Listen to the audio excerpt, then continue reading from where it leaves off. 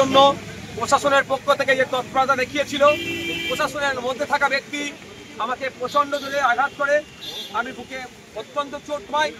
তৎক্ষণিক relief করার জন্য আমি হসপিটালে গিয়েছি, ট্রিটমেন্ট চলছে, কিন্তু আমাকে এখানে ডাক্তার দেখানোর প্রয়োজন আছে। এবং সাথে সাথে আপনারা জানেন আমাদের কামরুজ্জামান ভাই একজন সিনিয়র মোস্ট লিডার, তিনিও শারীরিকভাবে অসুস্থ হয়ে পড়েছেন। তাই আমাদের নেতৃত্ব যারা আছেন কনস্টিটিউশন প্রোটেকশন ফোরামের পক্ষ থেকে আমরা আলোচনা করলাম যে আমরা এই ধর্ণামঞ্চকে আজকে এই পর্যন্ত আমরা পোস্টপোন করলাম, শেষ করছি না, আমরা পোস্টপোন করলাম। এটাকে কন্টিনিউ করব আগামী 24 ঘন্টার মধ্যে। মিডিয়ার মাধ্যমে আমরা আমাদের অবস্থান কবে থেকে আবার নতুন করে শুরু হচ্ছে, কারণ আমাদের একটু ট্রিটমেন্টের প্রয়োজন আছে।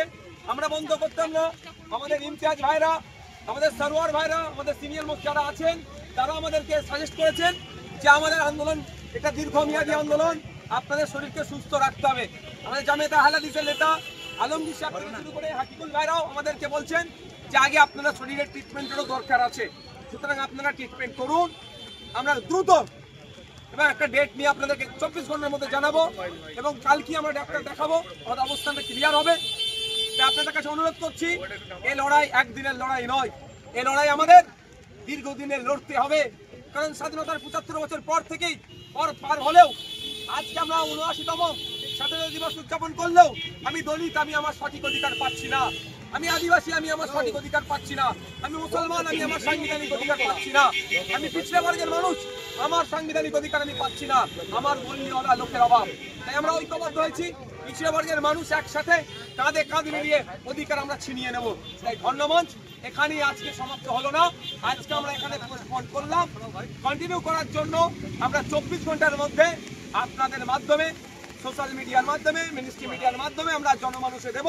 আমরা কন্টিনিউ কবে থেকে করছি জানবো, এবং আপনারা প্রস্তুত থাকুন।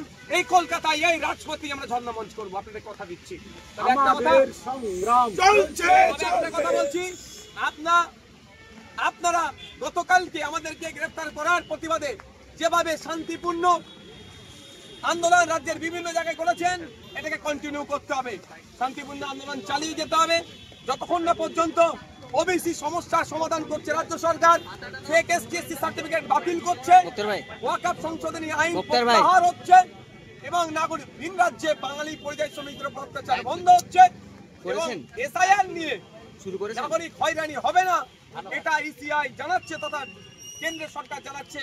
আমাদেরকে বিভিন্ন অঞ্চলে, বিভিন্ন মহল্লায়, বিভিন্ন বুথে, বিভিন্ন জেলাতে, বিভিন্ন শহরে এই আন্দোলন আমাদেরকে চালিয়ে যেতে হবে।